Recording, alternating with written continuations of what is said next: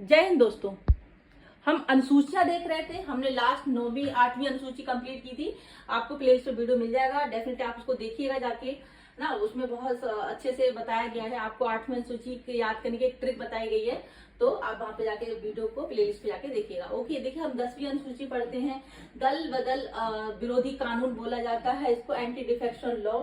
ठीक है, 10वीं अनुसूची को दल विरोधी कानून भी बोला जाता है, एंटी डिफेक्शन लॉ। ठीक है, दल परिवर्तन के आधार पर निर्भरता के बारे में उपबंध बताती है।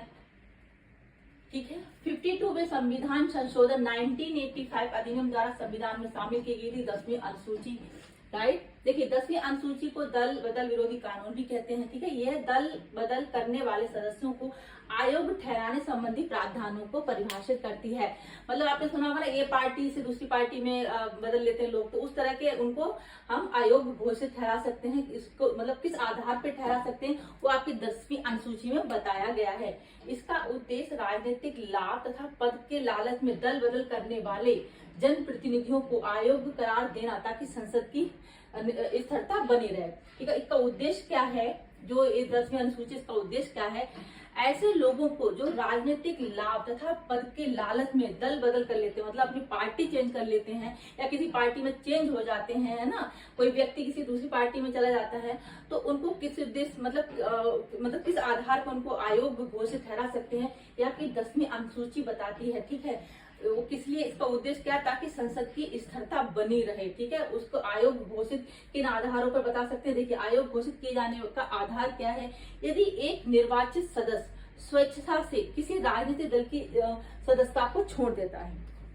ठीक है, यदि कोई सदस्य कोई एक ऐसा निर्वाचित सदस्य है जो किसी अपनी मतलब मर्जी से, अपनी स्वेच्छा से किसी राजनीतिक दल की सदस्यता को छोड़ देता है, ठीक है, तो उसे आयोग घोषित कर दिया जाएगा। ठीक है, यदि कोई निर्दलीय निर्वाचित सदस्य किसी राजनीतिक दल में शामिल हो जाता है, यदि कोई निर्दलीय निर्वाचित सदस्य किसी राजनीतिक दल में शामिल हो जाता है, यदि किसी सदस्य द्वारा सदन में पार्टी के पक्ष में विपरीत वोट किया जाता है, यदि कोई सदस्य स्वयं को वोटिंग से अलग रखता है, 6 महीने की समाप्ति के बाद कोई मनोनीत सदस्य किसी राजनीतिक दल में शामिल हो जाता है। ये आधार है जिनके आधार पर हम मतलब ये घोषित कर आयोग घोषित ठहरा दिया जाता है। देखिए, मनोनीत सदस्य क्या होता है? यदि कोई मनोनीत सदस्य क्या है, देखिए मनोनीत सदस्य किसको कहते हैं?